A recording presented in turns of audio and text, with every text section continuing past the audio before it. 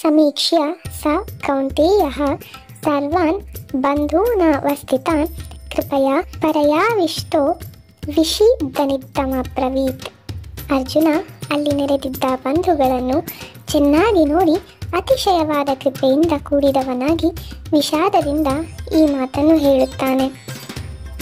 ಅರ್ಜುನ ಸಮರಾಂಗಣದಲ್ಲಿ ಶತ್ರು ಪಕ್ಷದಲ್ಲಿ ನೆರೆದ ಬಂಧು ಬಳಗದವರನ್ನು ಹಾಗೆ ನೋಡುವಾಗ ಅವನ ಮನಸ್ಸಿನಲ್ಲಿ ಸುಪ್ತವಾಗಿದ್ದ ಅವರ ಮೇಲಿನ ವ್ಯಾಮೋಹವೆಲ್ಲ ಮೇಲೇಳುವುದು. ಅರ್ಜುನನ ಮನಸ್ಸಿನಲ್ಲಿ ವಾಸನೆಗಳು ನಾಶವಾಗಿರಲಿಲ್ಲ. ಆ ವಾಸನೆಗಳನ್ನು ಮೇಲಕ್ಕೆ ಎಬ್ಬಿಸಲು ಕೆಲವು ಸನ್ನಿವೇಶಗಳು ಬೇಕಾಗಿವೆ. ಆ ಸನ್ನಿವೇಶ ದೊರೆತೊಡನೆ ಒಳಗಿರುವುದು ಮೇಲೇಳುವುದು. ಅದು ಮೇಲೆದ್ದ ಮೇಲೆ ನಮ್ಮನ್ನು ಅಪ್ಪಳಿಸಲು ಮೊದಲು ಮಾಡುವುದು. ಅವರನ್ನು ಎಷ್ಟು ನೋಡುತ್ತಾನೋ ಅಷ್ಟು ಆಳದಿಂದ ವ್ಯಾಮೋಹದ ಅಲೆಗಳು ಮೇಲೇಳುತ್ತವೆ. ಇವನನ್ನು ಅದರಲ್ಲಿ ಮುಳುಗಿಸಿ ಬಿಡುವುದು. ಅದು ಹೇಗೆಯೋ ಹಾಗೆ ಬಂದರೆ ಅದನ್ನು ಕಂಡುಹಿಡಿದು ಹೊರಗೆ ಅಟ್ಟುತ್ತೇವೆ. ಅದಕ್ಕಾಗಿ ಆ ದೌರ್ಬಲ್ಯಗಳು ವೇಷವನ್ನು ಮರೆಮಾಚಿಕೊಂಡು ಬರುತ್ತವೆ. ವ್ಯಾಮೋಹದಂತೆ ಬಂದರೆ ಅದು ಮನೋದೌರ್ಬಲ್ಯ ಎಂಬುದು ಗೊತ್ತಾಗುವುದು. ಅದಕ್ಕಾಗಿಯೇ ಅದು ಕೃಪೆಯಂತೆ ಬರುವುದು, ದಯೆಯಂತೆ ಬರುವುದು.